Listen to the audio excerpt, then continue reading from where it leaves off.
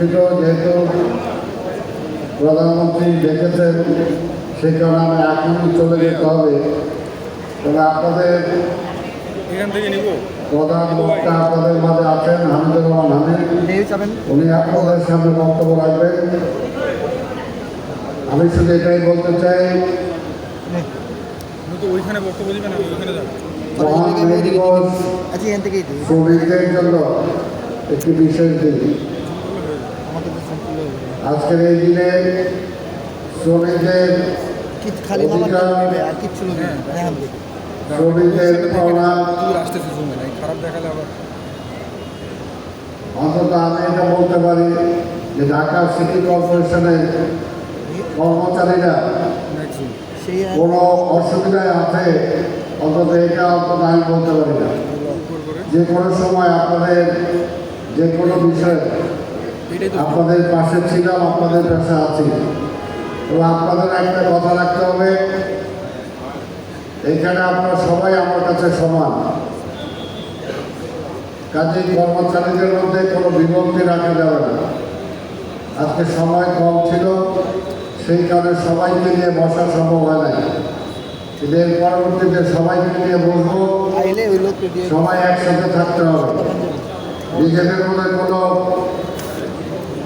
বিভেদ থাকলেও সেটা দূর করে ফেলতে হবে।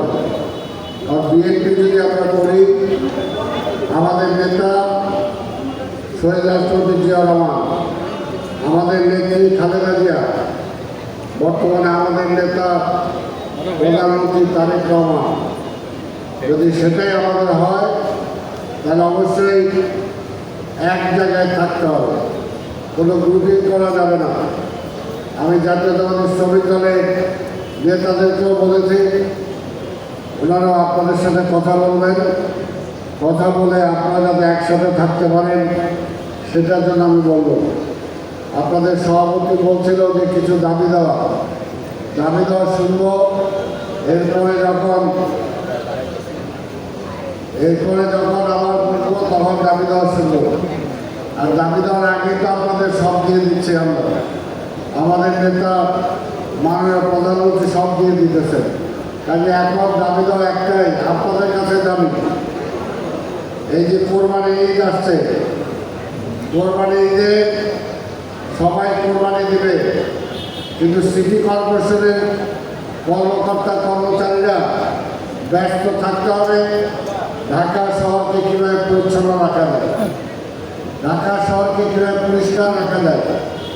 আর সেই ব্যাপারে আমি আপনাদের সবার সহযোগিতা চাই। গত ঈদে আপনারা দেখেছেন আমাদের পরিচ্ছন্ন কর্মীদেরকে আমাদের মাননীয় প্রধানমন্ত্রী ঈদে তাদের একটা বিশেষ পুরস্কার দিয়েছিলেন। কাজে আপনারা যদি কাজ করেন খুশি হয়ে, মাননীয় প্রধানমন্ত্রী সবসময় আপনাদের পাশে আছেন। আমি তাই বলতে চাই, আগামী দিনে ঢাকা সিটি কর্পোরেশন এটা আপনাদের প্রতিষ্ঠান।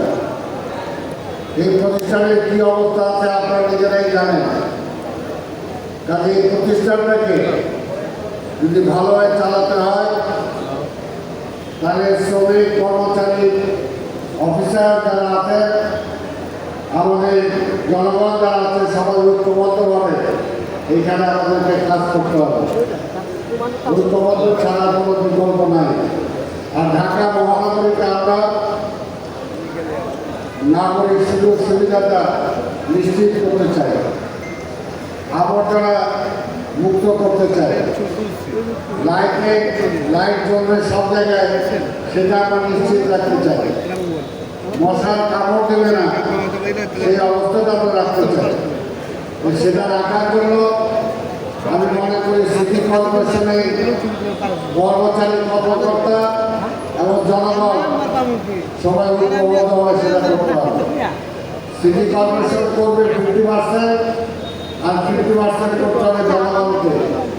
কারণ সিটি কর্পোরেশনের কর্মচারীরা রাস্তা পরিষ্কার করলো, আবার জনগণ যদি সেই রাস্তার ময়লা ফেলে তাহলে তার আবর্জনা মুক্ত হবে না।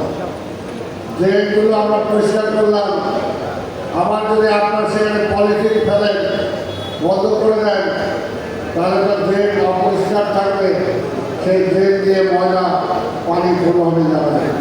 তো সেই কারণে আমরা চাই যে আমরা মিলেমিশে যাতে এই নগরটাকে বসবাসযোগ্য করতে পারি, আমরা ক্লিন রাখতে পারি, পরিষ্কার পরিচ্ছন্ন রাখতে পারি। আমাদের প্রধানমন্ত্রী বলেছেন গ্রিন সিটি চাই, ক্লিন করবো, পাশাপাশি আমাদেরকে গাছ লাগাতে হবে, যাতে গাছে লাগিয়ে আমরা সবুজ নগরী করতে পারি। এই ঢাকা মহানগরীর দক্ষিণ হল আদি ঢাকা। আদি ঢাকা আমাদের এখানে এই পুরনো ঢাকার যে ঐতিহ্য আছে, সেই ঐতিহ্যকে আমাদের ধরে রাখতে হবে। পুরনো ঢাকাকে আমরা নতুন করে সাজাতে চাই। এখানে আমাদের পুরনো ঢাকার সংসদ সদস্য হামিদুর রহমান হামিদ এখানে উপস্থিত আছে। আমি এর আগেও বহু জায়গায় বলেছি যে আমরা যদি আপনারা সহযোগিতা করেন এবং আগামী নির্বাচনে আল্লাহ রহমতে যদি আপনাদের ভোটে মেয়র নির্বাচিত হতে পারে, তাহলে আপনাদের এই এমপিদেরকে সাথে নিয়ে, হামিদুর রহমান হামিদকে সাথে নিয়ে ইনশাল্লাহ পুরনো ঢাকার ঐতিহ্য আবার ফিরিয়ে আনবে। সেখানে আপনারা কি বলেন, একটু আসেন আপনার আমার সাথে, হামিদ ভাইয়ের সাথে আছে। ইনশাল্লাহ আমরা চেষ্টা করবো সবাই মিলে, দুই ভাই মিলে চেষ্টা করবো। আজকে বক্তব্য বেশি দিতে পারবো না, আমি দিতেও পারছি না, বলাটাও ভালো না। আর আমার কথা সব আমি দিয়ে গেলাম এমপি সাহেবের উপরে। এমপি সাহেব আমার পরে বক্তব্য দেবেন, সেই সব কিছু বলবো, অসুবিধা নেই। আমি পরিশেষে আমার এটাই বলতে চাই যে আমাদের ঐক্যবদ্ধ থাকতে হবে। আমরা এখনই দেখছেন সরকার মাত্র কয়েকদিন হলো ক্ষমতায় আসছে। এই কয়েকদিনে আমাদের প্রধানমন্ত্রী অনেক কিছু দিয়েছেন, ভোট যে দিচ্ছে, এই যে দেখেন দাগ এখনো মুছে নেই, কিন্তু মাননীয় প্রধানমন্ত্রী অনেক কিছু ইতিমধ্যে দিয়ে ফেলেছেন। কাজে বিরোধী দল ভয় পায় যে অল্প সময় 2 মাসে তারেক রহমান যদি এত কাজ করতে পারে, তাহলে 5 বছরে এত কাজ করবে যে বিরোধী দলের বলার কিছু থাকবে না। এই জন্যই তারা হতাশ, এই জন্যই তারা সরকারকে এখন থেকেই বিভ্রান্ত করতে চায়, সরকারের ক্ষতি করতে চায়, যাতে সরকার ভালো কাজ করতে না পারে। কিন্তু তারেক রহমান কিন্তু সেদিক থেকে কখনো পিছপা হবে না। তারেক রহমানকে হতাশ হয়েছে এত কিছু করে, হতাশ হয় নাই। তারেক রহমান সাহস নিয়ে এগিয়ে যাচ্ছে। ইনশাল্লাহ তার পাশে আমরা আছি, আপনারাও আছেন। ইনশাল্লাহ আমরা সবাই মিলে চেষ্টা করব এই ঢাকা মহানগরীটাকে বসবাসযোগ্য করতে, জনগণের নাগরিক অধিকার যাতে আমরা নিশ্চিত করতে পারি সেই ব্যবস্থাটা করতে।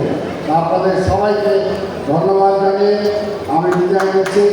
আবার আপনাদের সাথে কথা হবে। খোদা হাফেজ। বাংলাদেশ জিন্দাবাদ।